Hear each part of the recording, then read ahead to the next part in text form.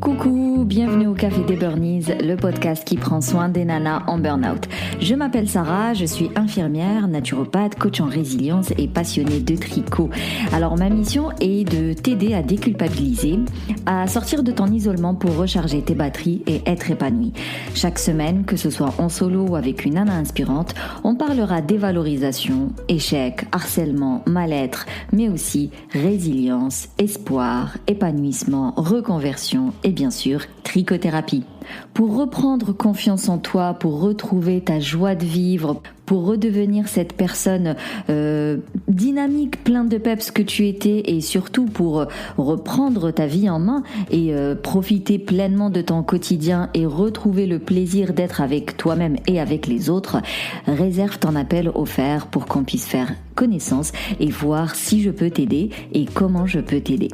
Maintenant, détends les épaules, cohérence cardiaque et profite pleinement de cet épisode.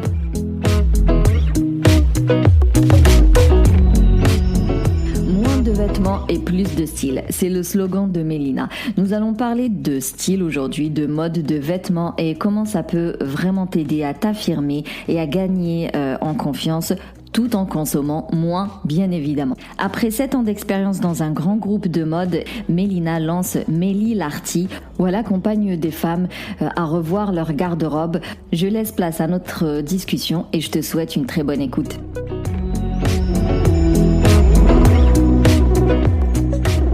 Bonjour Mélina, comment tu vas ? Écoute, bonjour Sarah, ça va très bien, en tout cas merci pour l'invitation, je suis vraiment très contente. Avec grand plaisir, merci de l'avoir accepté, je suis personnellement super contente de traiter ce sujet-là, j'avoue c'est une grande première pour le coup, pour le Café des Burnies, on n'a jamais parlé de style, on n'a jamais parlé de vêtements et tout ça, et tu vas nous dire en quoi c'est très important finalement pour sortir de l'épuisement, pour reprendre confiance en soi. Mais tout d'abord, qui est Mélina Lartigot ? Alors moi, Mélina, pour te dire, j'ai 31 ans. Pour refaire un peu la petite histoire, en fait, j'ai été 7 ans dans le prêt-à-porter féminin de grande distribution. J'ai été styliste vitrine à l'époque, donc c'était une super expérience, mais à un moment, je pense que je viendrai un peu plus en détail sur ça, mais globalement, j'ai eu envie de quitter un peu ce milieu et de créer ma petite entreprise de coaching en style. Donc, en fait, l'idée, c'est vraiment de pouvoir aider les femmes à affirmer leur style, gagner en confiance, tout en consommant moins. Le consommer moins, est hyper important. Mais voilà, globalement, pour la petite intro. Et du coup, qu'est-ce qui fait que tu as quitté j'imagine que tu avais un poste assez confortable et que tu avais une bonne place, entre guillemets. Pourquoi l'avoir quitté pour aller dans l'entrepreneuriat, incertitude, travail plus, pas de reconnaissance, qu'est-ce qui s'est passé ? Alors, plusieurs choses. Déjà, donc ça faisait 7 ans que j'étais dans cette entreprise et en fait, à un moment donné, alors je tournais pas forcément en rond, mais il y avait cette idée de vouloir un peu autre chose. Et surtout, l'élément déclencheur, c'est que j'étais plus vraiment alignée aux valeurs de la marque, en tout cas grossièrement de la fast fashion, parce que dans cette entreprise, dans ce milieu, c'est vraiment l'idée de toujours plus vendre, d'un rythme vraiment important, toujours effréné, etc. Et moi, c'est vrai que dans ma façon de voir les choses, ou même de consommer au quotidien, je suis plutôt dans le sous-consommer, dans le moins consommer, mieux consommer aussi, et du coup, il y avait vraiment un décalage par rapport à ça.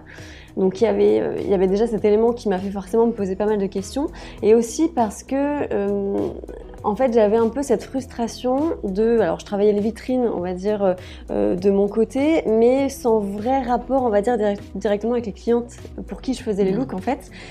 Et j'ai eu un peu l'envie aussi de mettre mon expertise style au service de femmes qui en avaient vraiment besoin en fait, que je pouvais vraiment réellement aider. Et c'est ça aussi qui a été un peu le déclencheur de me dire ok, j'ai envie vraiment de créer quelque chose de positif et de pouvoir vraiment concrètement aider les gens.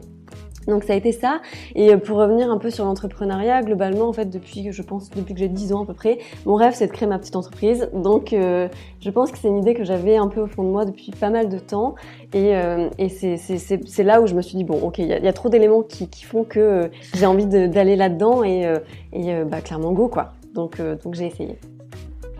Quand tu disais, tu sais, la fast fashion, ça revient à dire des vêtements qui sont conçus rapidement, qu'on va mettre peu de temps et qu'on va jeter. Je sais pas si j'ai la bonne définition. Oui, globalement, en fait, c'est plutôt un rythme qui est assez important, où on va produire beaucoup de collections, beaucoup de quantités, beaucoup de produits, etc., pour forcément toujours plus vendre. Et c'est vrai que c'est un peu en contradiction avec tout ce qui va être forcément la seconde main, ou tout ce qui va être plutôt des petites enseignes un peu plus petites qui vont être sur des choses un peu plus éco-responsables et dans le mieux produire, etc. Donc, il y avait cette bascule un peu qui, en effet, déjà me correspondait moins.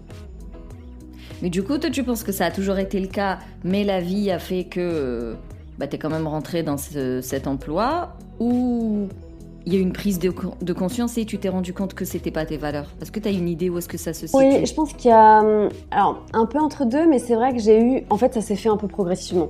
En fait, j'ai commencé dans la mode, dans le prêt-à-porter, parce que clairement, j'étais passionnée de mode et de style depuis toute petite, quoi, clairement. Et c'était mon rêve. En fait, c'était mon rêve d'entrer dans une grande entreprise qui bouge, où il se passe vraiment beaucoup de choses, où on est avec les collections, on est avec le style, etc. Donc clairement, c'était une super expérience. J'ai appris énormément et je pense que si j'avais pas eu cette expérience, j'aurais peut-être pas pu créer mon entreprise comme je l'ai fait. Donc vraiment, c'est pour le coup, je suis très contente d'avoir vécu ça. Mais c'est vrai que au fil de l'eau, aussi au fil des années, au fil de je sais pas, de ma façon de voir les choses petit à petit. Oui, moi aussi j'ai commencé, on va dire que ça fait peut-être à 5 ans que j'ai commencé à vraiment moins consommer, vraiment, et à me rendre compte qu'en fait ça me rendait pas heureuse de surconsommer, clairement. C'est aussi ça le point un peu déclencheur, et de me dire que en fait moins j'avais de choses, mieux je me sentais. Mais c'est pareil pour les vêtements, c'est pareil pour tout ce que j'achète au quotidien. C'est une charge mentale en moins en fait, d'avoir moins de choses. C'est clairement ça. Et du coup, ça s'est vraiment fait progressivement, mais pour le coup, je renie vraiment pas mon expérience parce que c'était une très très bonne expérience qui m'a beaucoup appris en fait. La dernière fois, je discutais avec, une personne que j'ai accompagnée en fait, qui donc, elle compensait beaucoup avec l'alimentation. Elle mangeait énormément de sucre le soir. Et je sais plus, je crois que c'était en story ou en live, je me rappelle plus. Et je disais, on consomme pas, on surcompense pas uniquement avec de l'alimentation, mais on peut surcompenser aussi avec des achats qui sont inutiles. Et je me rappelle, j'avais une pote, à chaque fois qu'on sortait, mais vraiment, on avait beau sortir 3 fois par semaine, genre en ville, se balader, il y a fort longtemps. Et à chaque fois on rentrait dans un magasin, il fallait qu'elle sorte avec un vêtement, avec une paire de chaussures ou des bijoux, qu'importe. Parce que finalement l'achat, ça va venir activer de la dopamine, c'est un plaisir immédiat, ça fait trop du bien, ça nous fait du bien parce qu'on en a besoin, mais ça règle pas le problème. Déjà, ça règle pas le problème pour nous et certainement pas pour la planète. Exactement. Et quand on voit le ratio, en fait, c'est un petit plaisir très très court terme. Mais en fait, quand finalement on a acheté un achat où on se rend compte que finalement il nous va peut-être pas très bien, ou peut-être qu'on n'est pas sûr, ou qu'on a déjà un peu la même chose, en fait, ça crée tellement de frustration et presque d'angoisse en fait d'avoir acheté ce produit. On culpabilise, on s'en veut. Enfin, en fait, derrière, il y a tout un mécanisme qui se met en place qui est aussi néfaste aussi et qui du coup nous met pas forcément aussi bien que lors du moment de l'achat, qui est très très incertain c'est la descente. Voilà. Exactement. C'est la descente. Et t'as beau planer très haut, la descente, elle fait toujours très mal. Elle fait plus mal que ce que t'as plané, quoi. Du coup, toi, le burn-out, ça te parle ? Alors, ça me parle parce que j'ai des amis plus ou moins proches qui ont souffert de ça, de burn-out. Donc, c'est vrai que j'ai une vision, alors plutôt lointaine, mais une vision de ce que ça engendre, en tout cas. Tu vois, de ce que j'en ai vu, clairement, mes amies se sentaient un peu dépassées en fait par les événements. Alors bien sûr, c'est ce qu'elles m'ont retranscrit, mais le sentiment de se sentir un peu noyée en fait, et d'avoir une charge, on va dire, une charge émotionnelle, une fatigue en fait énorme. Donc ouais, c'est un peu ça que j'ai en tout cas comme image, on va dire, du burn-out.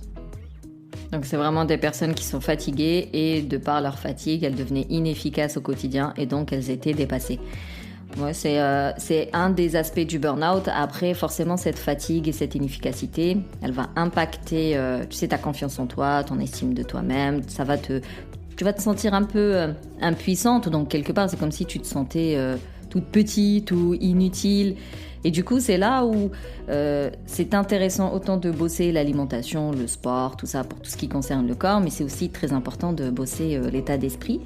Et donc, toi, tu utilises l'art vestimentaire. Ouais, c'est ça, l'art Oui. vestimentaire. Oui, c'est joliment dit. Comme un outil pour renforcer la confiance en soi. Comment est-ce que ça s'opère ce truc? Alors, déjà, je pense qu'il y a deux choses. Première chose, c'est que la confiance en soi, forcément, elle naît aussi quand on se sent bien dans sa peau, quand on se sent bien dans ses vêtements, etc. Donc, déjà, le premier critère, c'est forcément identifier ce qui nous va, ce qui nous met en valeur, ce qui nous plaît aussi, ce qu'on aime, etc. pour se sentir vraiment rayonné. C'est aussi le pouvoir des vêtements. Les vêtements, ce n'est pas que superficiel, entre guillemets, ça va vraiment au-delà, c'est vraiment quelque chose qui va vraiment au-delà. Et surtout, alors, petit exemple, mais le nombre de fois où on est resté le dimanche chez soi en pyjama et on se sent pas forcément au taquet, mais à partir du moment où on se remaquille un petit peu, où on refait un tout petit effort, on se coiffe un petit peu mieux, etc., on sent tout de suite déjà un petit power en plus, un petit truc en plus. Donc je joue un peu sur ces aspects-là qui sont hyper importants en fait pour retrouver la confiance, se sentir mieux aussi vis-à-vis des autres et vis-à-vis de soi-même. Donc ça c'est vraiment une chose assez importante. Et deuxième chose, comme je le disais aussi, c'est que c'est important aussi de se dire que une garde-robe par exemple qui est trop chargée, trop pleine, pas forcément bien construite ou pas forcément bien choisie, qui ne nous correspond pas, etc., peut être une vraie charge mentale. Mais ça c'est vraiment assez évident. Parce que tu vois, typiquement... De toute façon, plus de vêtements, plus de lessive, plus de repassage. C'est exactement vrai. Donc si de base t'es fatigué, il vaut mieux réduire au maximum ce genre de Totalement. charge, Donc il y a ce critère qui est en effet hyper important. Et il y a aussi le fait que quand on ouvre son dressing et qu'on voit plein de choses partout, en fait on ne sait pas quoi prendre, donc on se pose 1000 questions. On sait dans une étude, alors je ne sais plus d'où vient l'étude, mais que globalement une femme porte 32% de ce qu'elle a dans sa garde-robe. Donc déjà, voilà, ça veut dire beaucoup de choses. Donc il y a vraiment cette idée que forcément on est enseveli de choses dont on n'a pas besoin, dont on ne sert pas, et qu'en fait c'est une charge énorme de devoir faire le choix de ce qu'on va mettre le matin, etc. Et même en termes de rangement, le fait d'avoir beaucoup de vêtements, ça prend du temps, au-delà du repassage, etc., ou de la lessive, le temps de ranger son dressing qui peut être souvent surchargé. Donc il y a vraiment voilà, cet aspect, reprendre confiance en soi en portant des choses qui nous mettent en valeur, qui nous font rayonner et dans lesquelles on se sent bien, et vraiment l'idée aussi de faire attention à ce qu'on possède, parce que ça peut vraiment avoir un vrai impact en fait sur son mental et sur son moral. Du coup, tu présentes des... Enfin, imaginons je t'ouvre mon armoire et tu vas me dire, bon, tu portes ça avec ça. Mais est-ce qu'il n'y a pas un risque, tu sais, de tomber comme dans un code vestimentaire, mais genre un code social? Parce que finalement, aujourd'hui, les gens, ils aiment bien... soit je suis en working mom, donc j'ai, je sais pas, tel habit, soit je suis plutôt gothique, soit je suis plutôt urbaine. Donc, il y a comme ça des catégories. Et du coup, toi, est-ce que tu te sens... genre, est-ce que tu es formaté par rapport à ça, quoi? Est-ce que dès que tu vois le dressing, tu vas dire « Ah, toi, t'es urbaine, donc on va aller choisir que des trucs urbains » ou est-ce que tu laisses la personne sortir un peu des codes? Alors, ma question est trop longue. Non, c'est très clair. C'est très clair. Non, au contraire, justement, je sors des codes. C'est-à-dire que je vais mettre en exergue, on va dire, plusieurs critères. Donc, en effet, tu vois, donc tous mes coachings déjà sont en visio, donc ça se fait aussi directement via écran. Et en fait, je vais poser beaucoup de questions à la personne, déjà pour comprendre un peu son mode de vie, pour savoir un petit peu ses goûts, ce qu'elle aime pas aussi. C'est important de savoir aussi ce qu'elle n'aime pas pour pouvoir aussi un peu border ça. Et aussi, forcément, ça va être très visuel, c'est-à-dire que je vais aussi présenter beaucoup de styles différents. Donc, en effet, peut-être comme tu dis, un peu working girl, etc. Mais l'idée, c'est toujours de se dire que la personne va piocher dans les inspirations qu'elle aime et ensuite on va faire un mix de tout ce qu'elle aime. Donc typiquement, ça m'arrive très souvent, j'ai des clientes qui vont me dire j'aime le côté un peu cool chic, j'aime le côté un peu sportif, j'aime le côté un peu romantique, etc. Et en fait, on va venir piocher les éléments qu'elles aiment pour créer un style sur mesure. Donc vraiment, c'est ne pas rentrer dans des codes. C'est aussi pour ça que j'ai voulu faire quelque chose de vraiment un peu en one-to-one avec la personne pour que ce soit vraiment des choses personnalisées à 100%. Parce que en soi, on n'est jamais purement un style, clairement. Et puis parfois, ça change aussi en fonction de ses humeurs. Parfois, on va avoir envie d'être habillé très chic, parfois un peu plus cool, un peu voilà. Et du coup, l'idée, c'est de pouvoir aussi avoir un panel qui permette à la personne de se sentir bien, peu importe les jours, peu importe ses envies, etc. Donc voilà, ça c'est aussi important. Et autre chose, c'est aussi important de de toujours mettre en parallèle ce que la personne aime, mais aussi ce qui lui va. Donc c'est vraiment de faire le mix entre les deux, parce que typiquement, je fais aussi toute une étude de colorimétrie. Donc colorimétrie, c'est les couleurs qui vont naturellement au teint, donc qui vont mettre en valeur la personne. Et c'est vrai que c'est important toujours de faire le parallèle entre les couleurs qui vont lui aller et les couleurs qu'elle aime aussi. Bien sûr, typiquement, tu vois, je prends souvent cet exemple, mais imaginons, je vois que la personne, le violet lui va à merveille, mais elle déteste le violet. Bon, je lui présenterai pas de violet, tu vois. L'idée, c'est vraiment de pouvoir faire un mix en fait entre toutes les infos qu'elle m'aura données et ce qui est présent et là où elle souhaite aller aussi. Donc pas de préformatage. Pas de code. Non. Et tu vois, c'est intéressant de dire que on change de style avec son humeur parce que tu vois, une nana, elle a un cycle menstruel. Et le cycle menstruel, si t'as tes règles, clairement t'as pas envie d'être habillée en working girl. Alors que si t'es en pleine ovulation, tu vas vouloir rayonner et mettre tes atouts en avant. Donc avoir un style, c'est juste réducteur au final. C'est juste la société avec les magazines de mode qui te font croire que tu dois avoir un style, mais en fait, faut suivre son humeur exactement. Exactement. Je suis tout à fait d'accord avec ça. Ouais. Et est-ce que tu as déjà eu, tu vois, genre des clientes, parce que généralement c'est ça, en tout cas si elles sont en burn-in ou en burn-out, la perception de soi, elle est râler pas crête. C'est-à-dire c'est des personnes qui vont se trouver bof. Il n'y a rien qui va. Donc peut-être même que si tu lui présentes des habits, elle va dire bof, c'est pas très joli ou je me sens pas à l'aise. Parce que t'as peut-être mis quelque chose, tu sais, un atout, tu l'as peut-être mis en avant et du coup elle se sent tout de suite ah non merci. Est-ce que t'as déjà eu ce genre de réticence? Alors forcément un petit peu, en fait pour te dire, beaucoup de ma clientèle, on va dire que c'est des jeunes mamans souvent qui en fait ont un peu perdu confiance en elles aussi parce qu'elles ont donné corps et âme à leurs petits et que forcément elles se sont un peu oubliées. Leur corps a aussi un peu changé forcément avec la grossesse etc. Donc parfois elles sont un petit peu perdues et en fait elles ont envie d'un petit regain, d'un petit reboost pour regagner aussi en féminité. Donc, ce qui est important, c'est déjà l'étape de communication. C'est tout simplement de vraiment cerner là où elles sont, ce qu'elles veulent aussi, ce qui leur ferait du bien aussi. Donc, il y a toute une étape un peu forcément de questions, un peu plus précises aussi, pour vraiment cerner déjà aussi ce qu'elles aiment chez elles. C'est important, parce que tu parlais d'atouts tout à l'heure, mais c'est hyper important de focuser sur les atouts. Mais c'est vraiment important qu'elles cernent, elles, leurs atouts, et non moi qui directement leur donne leurs atouts, en fait. Qui est déjà ce travail un peu préparatoire pour que je puisse cerner ce qu'elles aiment chez elles et ce qui les complexe un peu pour pouvoir aussi minimiser aussi. C'est aussi un petit peu le jeu de la morphologie, c'est de pouvoir un peu redessiner entre guillemets son corps en fonction. Et du coup, je me focus vraiment sur ce qu'elles aiment et ce qu'elles veulent continuer à mettre en valeur. Ça, c'est vraiment hyper important. Mais parfois, c'est pas facile, forcément, d'avoir un regard extérieur. Donc moi, souvent, ce que je conseille, c'est important alors, forcément, en passant soit par une professionnelle qui va avoir un regard un peu neutre ou extérieur, mais ça va être tout simplement de se regarder dans le miroir et de pouvoir, en fait, scanner son corps de façon très neutre et objective. On essaye, bien sûr. Mais pour pouvoir se dire voilà, ça en effet, ça c'est un vrai plus, ça j'aime beaucoup cette partie chez moi, etc. Mais en fait parfois on s'en rend pas compte, mais en creusant on peut trouver qu'il y a beaucoup de choses qu'on aime chez soi. Et c'est vrai que souvent on a plutôt l'habitude de voir plutôt ce qui nous complexe. C'est ça souvent le problème, c'est qu'il faut réussir à changer un peu d'angle de vue en fait, et se dire que clairement une personne qui nous regarde, elle va pas nous regarder dans le détail, donc elle va pas focuser sur ce petit complexe qu'on a. Elle va nous regarder dans un ensemble. Donc c'est important de travailler sa silhouette en harmonie, mais aussi de savoir nous ce qui nous plaît chez nous et ce qu'on va mettre en valeur. Donc il y a toujours ce travail vraiment d'écoute et en fait de travail de questionnement en fait pour aller dans le même sens que la personne et ne pas forcer les choses non plus quoi.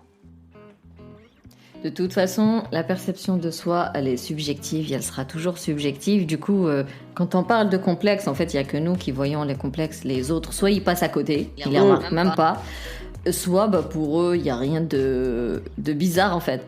C'est juste que t'as forcément croisé quelqu'un dans ta vie qui t'a critiqué à un moment donné sur un truc physique, et si t'étais jeune, si t'étais, tu sais, vulnérable, fragile et tout ça, forcément ça vient créer ce fameux complexe et ça te suit toute ta life. Mais voilà, la perception de soi, clairement j'insiste là-dessus, elle sera toujours à côté de la plaque, toujours. Même si on est super aligné, même si on est bien dans ses pompes, tu vois, même si on est en sain, entre guillemets, équilibré, sûr. tout ce que tu veux, la perception de soi, elle sera toujours erronée. Parce que c'est subjectif. Parce que c'est de la perception de soi. Mais c'est pour ça que c'est important de prendre un temps pour soi, vraiment pour vraiment se regarder en fait, parce que finalement on focus. En fait, souvent quand on se regarde dans le miroir, c'est qu'on regarde nos petits détails vraiment en gros plan, mais sans se regarder vraiment d'un point de vue un peu général. Donc c'est vraiment important de faire, on va dire, ce pas de côté, ce pas en arrière, pour vraiment se dire ok, en fait, mon petit complexe finalement, d'un œil extérieur, on se voit très peu par exemple. Ou aussi, ce qui peut être aussi intéressant, c'est de tout simplement d'en parler avec une amie bienveillante, une amie proche, qui peut aussi nous faire un effet miroir, parce qu'en fait, typiquement, alors, c'est peut-être pas toujours évident de poser la question, c'est pour ça que c'est important que ce soit une amie proche aussi, mais typiquement de demander à une personne, est-ce que tu peux me dire qu'est-ce que tu apprécies chez moi, qu'est-ce que tu aimes chez moi, d'un point de vue physique ou autre, bien sûr. Et en fait, on pourrait être surpris de se dire que la personne voit plein de choses que nous, on n'avait pas vues, qu'on n'avait pas perçues. Et ça peut être un premier step, en fait, pour vraiment nous aider aussi. Et se dire, ah bah oui, si, c'est vrai qu'en fait, ça, c'est peut-être plutôt bien, c'est peut-être plutôt... c'est peut-être pas si dégueulasse que ça. Voilà, mais ça peut être intéressant, en tout cas, d'avoir ce regard aussi externe, en fait, pour s'aider. Donc finalement, bien s'habiller, ça aide à bien s'aimer. Parce que totalement. Tu t'acceptes au final. Exactement. Tu t'acceptes ce que tu as et ce que tu n'as pas. Et tu t'habilles en fonction de ce que tu as et ce que tu n'as pas et ce que tu veux mettre en avant. En gros, si j'ai bien compris, c'est ainsi que tu arrives à aider les filles à s'affirmer. C'est surtout en travaillant l'acceptation de soi et l'amour de soi au final. C'est ça, exactement. Et c'est vrai qu'il y a vraiment ce parallèle où, quand je vois il y a encore quelques jours, une personne qui a fait un coaching avec moi il y a 1 an, qui m'a envoyé un message pour me dire qu'elle était hyper contente parce que ça l'a vraiment aidée en fait à se sentir mieux. Maintenant, elle fait plus attention justement à ses atouts, elle les met plus aussi en valeur, etc. Et ça a vraiment changé les choses pour elle. Donc ça prend parfois du temps, forcément, parce qu'il faut le temps aussi de s'accepter, etc. Le temps d'expérimenter, de voir venir les choses, mais c'est un travail qui est hyper bénéfique par la suite. Est-ce que tu peux nous partager un tips déjà qu'on peut mettre en pratique aujourd'hui, tu vois? Je vais reprendre encore le côté atout. C'est vraiment cerner peut-être son principal atout, vraiment, et le mettre en valeur. Déjà, typiquement, je sais pas, imaginons son atout c'est une taille marquée, et ben on va venir la ceinturer.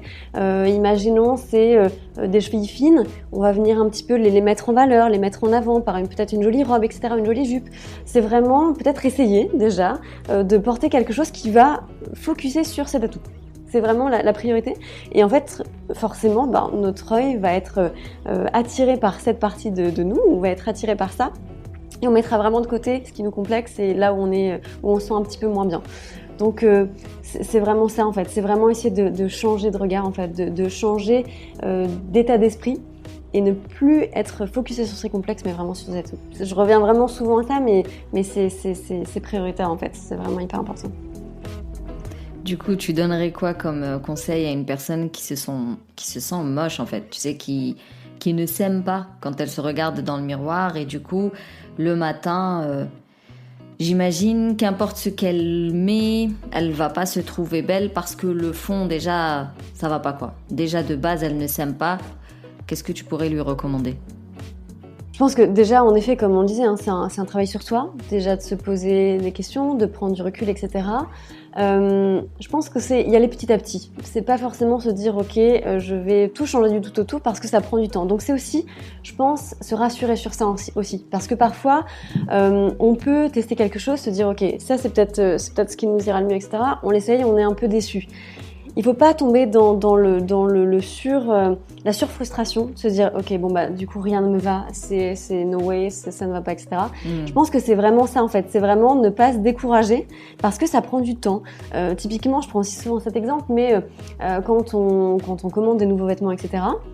Même si la coupe nous va parfaitement en soi par rapport à notre morphologie, etc., ça peut arriver que sur une marque, ça ne fonctionne pas ou que le vêtement ne tombe pas bien. Mais parce que c'est super variable en fait d'une marque à l'autre ou d'une taille à l'autre, etc. Donc c'est pour ça vraiment, je dis toujours à mes clientes, ne pas se frustrer, ne pas se décourager parce que oui, peut-être qu'au bout de la 3e robe un peu identique mais d'une autre marque, là ça fonctionnera. Donc c'est vraiment ça en fait, c'est surtout ne pas se décourager, ça prend du temps et ne pas penser que en un claquement de doigts, tous nos problèmes seront partis. Et je trouve que c'est rassurant de se dire que il y a les petite étape par petite étape. Et autre chose aussi qui peut être positif, parce que je trouve que c'est un vrai effet assez incroyable, c'est, comme je le disais, la colorimétrie. C'est vraiment tout simplement voir les couleurs qui nous mettent en valeur. Parce que c'est vrai que d'autant plus quand on est un peu fatigué mentalement, moralement, physiquement, etc. Le fait de porter des couleurs qui vont nous faire rayonner le teint, nous aller bien, même sans forcément se maquiller, tout de suite, quand on se regarde devant le miroir, on a cet effet un peu booster, vraiment. Donc, c'est aussi ça, c'est aussi définir, aussi identifier ça, parce que typiquement, je donne un exemple tout bête, mais je sais que les jours où j'ai envie d'un petit coup de punch, un petit peu de power, je mets du rouge. J'adore le rouge et c'est vrai que ça me donne ce coup de fouet que j'adore et qui du coup me fait me sentir bien, tout simplement. Donc c'est des petits détails, hein, mais parfois ça peut jouer. Donc c'est important, je pense, déjà d'identifier donc là tout ce qu'on vient de se dire et pourquoi pas de se noter, peut-être tout simplement prendre une liste et de se noter, quand je me sens pas bien, quand je me sens mal, peut-être je porte telle couleur, ou alors je sais qu'il y a une pièce qui, pour le coup, me va bien, je sais que cette pièce me va bien, les jours où je me sens pas bien, je porte cette pièce. Et c'est un peu le petit boost que j'ai en plus. C'est vraiment identifier les quelques petites choses, les quelques petits détails qui peuvent un peu transformer la chose. Voilà, c'est des petits détails, mais qui, mis bout à bout, peuvent avoir toute leur importance.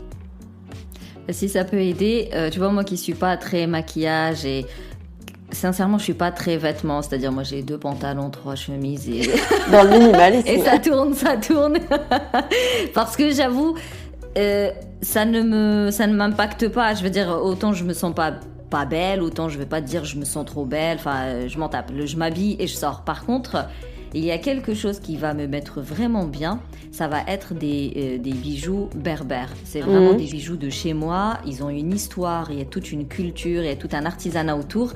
Je sais que quand j'ai des petits...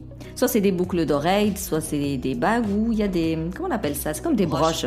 Toutes petites broches que je vais mettre sur ma chemise toute bidon, tu vois. À la base, ma tenue, elle vaut pas grand-chose, mais le fait de mettre ma petite broche, moi, ça me met en joie.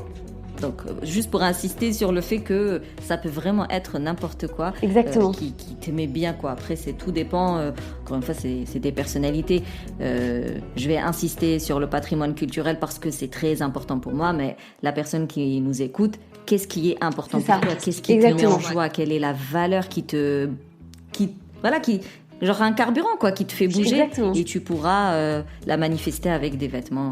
J'imagine qu'il y a toujours moyen. Totalement, et c'est un peu ce qu'on peut appeler presque trouver son gris-gris, tu vois. C'est un peu la chose qui va en fait nous faire nous sentir bien, nous donner confiance et recréer un peu ce cocon, tu vois, de bien-être, on va dire, autour de soi. Donc oui, c'est bien d'identifier en effet, comme tu dis, même par un accessoire, par quelque chose. Typiquement, c'est pareil, des fois il suffit juste d'une jolie paire de boucles d'oreilles pour juste se sentir un petit peu plus féminine, ou juste se sentir un peu plus rayonnée. Des fois, c'est vraiment des détails, mais qui ont vraiment toute leur importance. Mais pas de superstition, s'il vous plaît. Oui. Donc juste, faut que ce soit quelque chose qui vous met bien, mais faut pas non plus croire que c'est ma broche, elle va faire que ma journée va bien se passer. Quoi. Mais ça te met en joie. Exactement. Ça peut redonner ce petit coup de peps un petit peu en plus qui peut nous faire nous sentir mieux. Et ça, c'est important. Tout à fait d'accord. Non, franchement, je suis tout à fait d'accord. Je trouve que c'est un conseil déjà accessible à tout le monde. Obligé chez toi, tu as un truc qui te met bien et que tu pourras porter les jours où tu es un peu bof, quoi. Exactement. Écoute, merci beaucoup pour tous tes conseils. Avec grand plaisir. Franchement, c'était très chouette, c'était très enrichissant. Je sais, qu'est-ce qu'on peut faire pour te trouver, où est-ce qu'on te trouve et comment est-ce qu'on pourrait bosser avec toi ? Alors moi, je suis joignable, on va dire, sur Instagram déjà, où j'ai mon compte melilarty.stylecoach, où déjà je partage beaucoup de conseils aussi un petit peu au quotidien pour pouvoir aussi aider les femmes forcément, et beaucoup d'inspiration de style très diversifiée pour aussi permettre de voir un petit peu tout ce qui se fait et de donner... En story, j'adore ça. Ah oui, mais tous les jours. J'adore tes idées en story. Tous les jours, je partage une inspiration des styles. Déjà parce que c'est ma passion, j'adore ça. Et puis, c'est hyper intéressant de voir les gens réagir aussi aux différentes inspirations. Donc, c'est vraiment très chouette. Et sinon, j'ai mon site aussi, melilarty.com, où là, du coup, on retrouve vraiment tout le détail de ce que je peux proposer aussi pour aider chacune. plusieurs coachings disponibles, plus ou moins one shot, plus ou moins profonds, pour aider les femmes à se sentir mieux et à les aider tout simplement.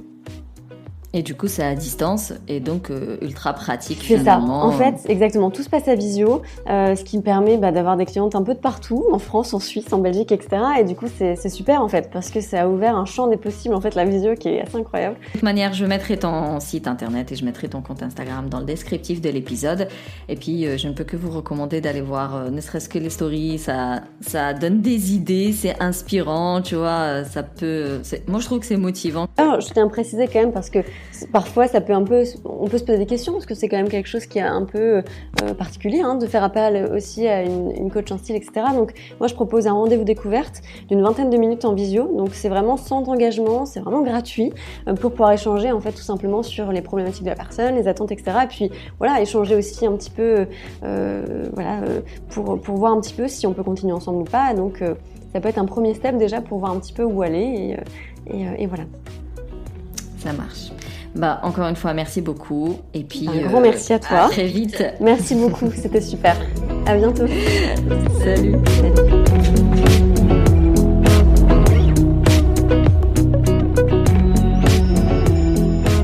Ce qu'on peut retenir de cette interview finalement, c'est que revoir sa garde-robe et revoir son style et sa manière de consommer est d'autant plus bénéfique sur ton état d'esprit, c'est-à-dire que ça va te permettre de mieux t'apprécier, de mieux t'aimer et d'être mieux dans tes pompes. Mais finalement, c'est bénéfique pour l'environnement. Si on consomme moins, forcément on jette moins.